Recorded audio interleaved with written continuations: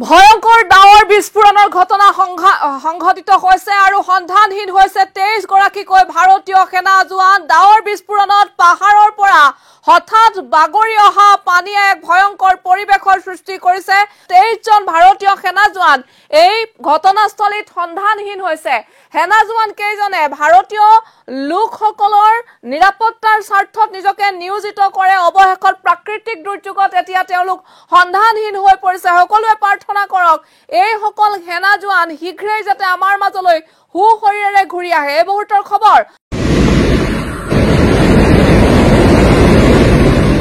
এই মুহূৰ্তত ছিকিমৰ ভয়াবহ পৰিস্থিতিৰ কেইবাটাও শেহতীয়া আপডেট লৈ আনিছো।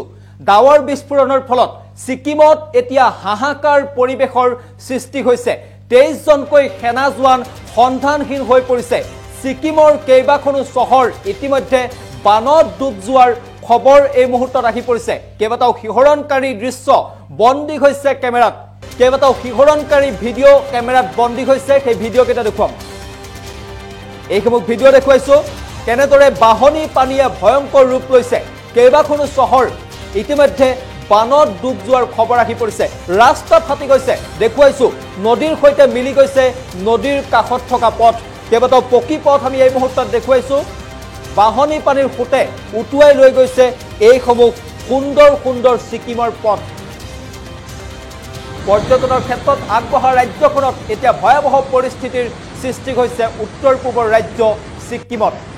এইখন হৈছে তিষ্টা নদী আৰু তিষ্টা নদীৰ বাহনী পানী উফন্দি আহিছে। উফন্দি অহাৰ পিছতেই এইসমূহ পথ দেখিবলৈ পাইছে ভাঙি লৈ গৈছে মুহূৰ্তৰ ভিতৰতে। এই দৃশ্যটো চাওক, এটা শিহৰণকাৰী দৃশ্য। ঘৰ দুৱাৰ ভাঙি দিছে, গছ গছনি ভাঙি ইতিমধ্যে তহিলং কৰিছে। কেইখনমান স্থিৰ চিত্ৰ আছে আমি দেখুৱাইছো।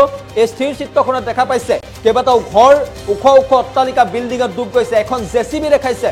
জেচিবি দেখিবলৈ পাইছে পানীৰ তলত সোমাই পৰিছে। বিদ্যুতৰ খুঁটা ভাগি পৰিছে। এইসমূহ ঘৰ দেখিছে। ঘৰৰ একেবাৰে মুধচলৈকে উঠিছে তিষ্টা নদীৰ পানী। পাহাৰীয়া ৰাজ্যখনত ভয়ংকৰ পৰিৱেশ এই মুহূৰ্তত বিৰাজ কৰা দেখিবলৈ পোৱা গৈছে।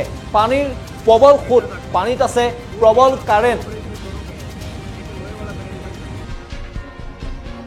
23 জনকৈ জোৱান সন্ধানহীন হোৱাৰ পাছতে চলিছে উদ্ধাৰ অভিযান আৰু তেওঁলোকক শীঘ্ৰে যাতে উদ্ধাৰ কৰিব পাৰে তাৰ বাবে সকলোৱে প্ৰাৰ্থনা কৰিছে আৰু আপোনালোকেও প্ৰাৰ্থনা কৰক। সকলো দৰ্শকলৈ আমাৰ অনুৰোধ, প্ৰকৃতিক সুৰক্ষা দিয়ক আৰু প্ৰকৃতিক সুৰক্ষাৰ ক্ষেত্ৰত আপোনালোকে যৎপৰোনাস্তি চেষ্টা কৰক। সমগ্ৰ দিনটোৰ সময়ছোৱা আমি প্ৰকৃতিক সুৰক্ষাৰ নামত দিবলৈ কোৱা নাই।